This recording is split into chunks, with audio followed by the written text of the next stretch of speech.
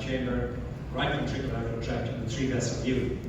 I want to first of all to show you the golden rules, and then I want to show you abnormalities in each section.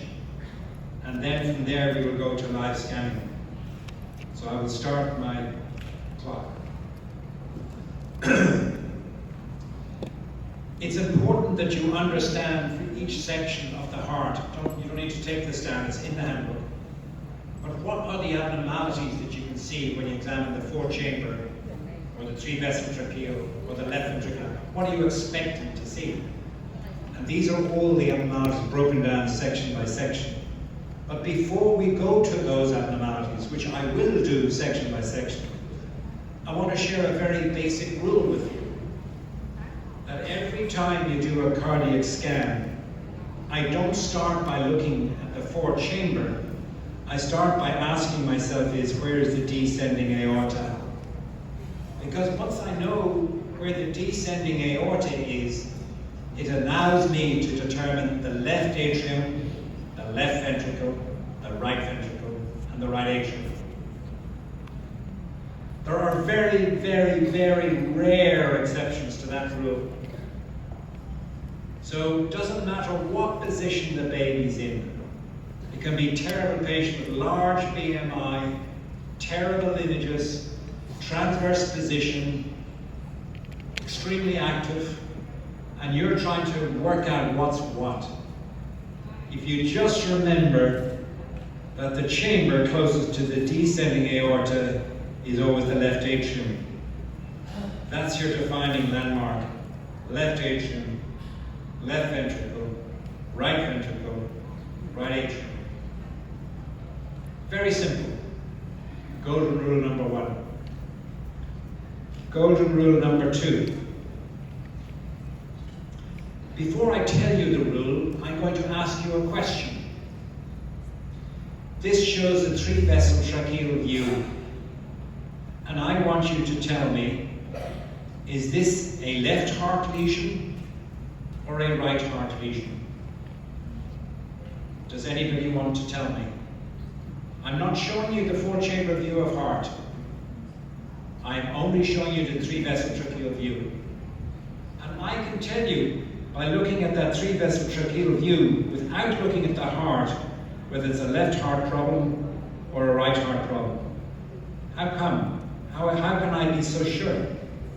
When I look at this case, I ask you the question, is this a left heart problem or is this a right heart problem?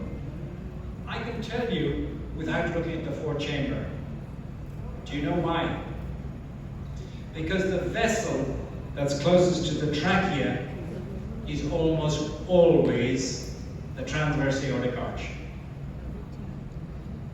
So if this is the trachea, and this is the transverse aortic arch, and this is blue, and this is red, this is telling me that there's a reversal of flow in the pulmonary artery or the arterial duct, and I'm looking at a right heart lesion.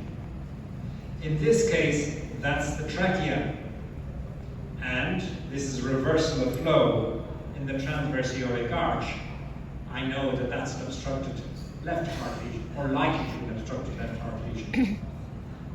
So the golden rule number two is a very simple rule, is that the vessel that's closest to the trachea is always the transverse aortic arch. There is one exception to that rule, and I showed it as the last case in the first semester. I don't want to confuse you, but when you've got a right aortic arch and a right arterial duct, it's the duct that's closest to the trachea. But forget that, it's rare.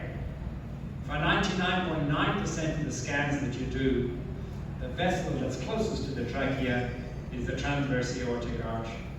And therefore, if I see red flow here, I know there's a reversal of flow in the transverse aortic arch, and it's likely to be a hypoplastic left heart syndrome. Possibly coarctation of the aorta, possibly mitral atresia with VSD. So those three things are on my mind before I've even looked at the four-chamber view of the heart. That's why in the first trimester, the 4-chamber and the 3-vessel tracheal are so powerful when you apply these rules. If I see reversal of flow here, I know that's reversal of flow along the arterial duct. I'm thinking of pulmonary atresia with intact ventricular septum, hypoplastic right heart syndrome, tricuspid atresia with VASD, without even looking at the 4-chamber view of heart. With these golden rules of red and blue, it's very important that for every examination that you do, is that you aim to have the fetus in the perfect position with the apex up. It's making that basic assumption that that's how you're evaluating these structures. And if that's the case, because we all like to examine the heart, and in live scanning we will examine the heart with the apex up, so that inflow is red and outflow is blue. And therefore automatically, if I see a blue jet here, forgive me, it's a red pen, but imagine it's blue. If you see a blue jet, you know straight away that that's tricuspid valve regurgitation. So there's tricuspid valve regurgitation, that's reversal along the arterial duct. So I've shared with you the 3 most essential rules in cardiac imaging. Chamber close to the descending aorta, left atrium. 3-vessel tracheal view, vessel close to the trachea, the transverse aortic arch. And when you're doing an examination of the heart, always have inflow, so that red is up, blue is down, inflow is red, and outflow is blue. In the perfect world. The remainder of the golden rules as we go through them is to use the cine loop. Because the heart beats so fast, and we had a talk today about rhythm disturbances.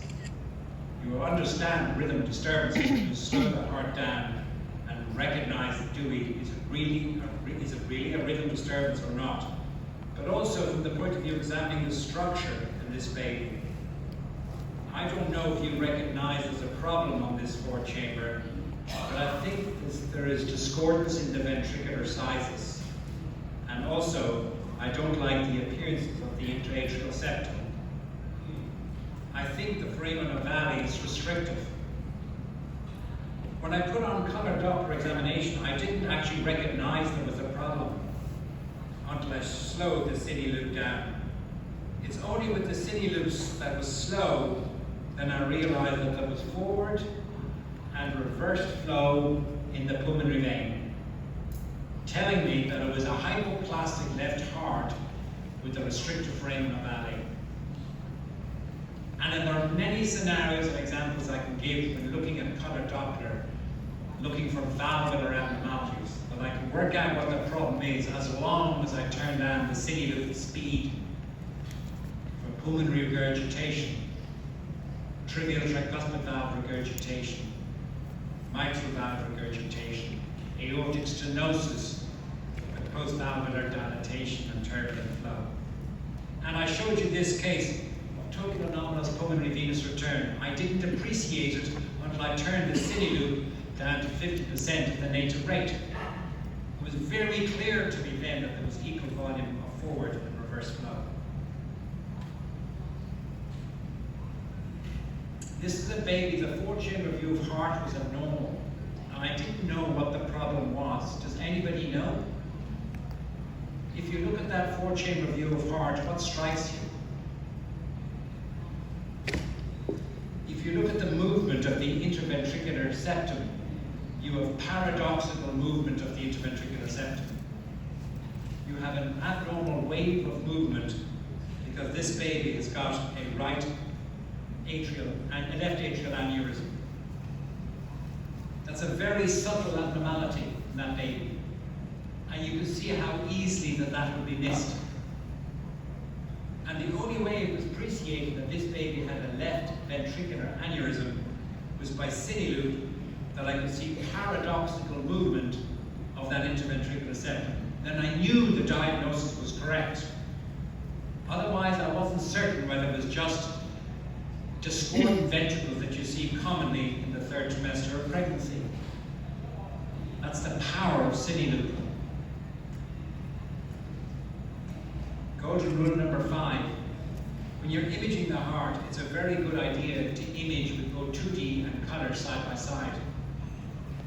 The advantage of that is when colour is on, it's sometimes very hard to see where the regurgitant jet starts. Is it at the level of the AV valves, or is it deep inside the ventricle? But I can look on 2D at the same time and look at colour and appreciate that the valves are thickened and dysplastic. I use my city loop rule number 4, I slow it down, and I can demonstrate both 2D and colour at the same time. And you saw when I was doing the live scanning that I did that during live scanning. Split imaging, comparing colour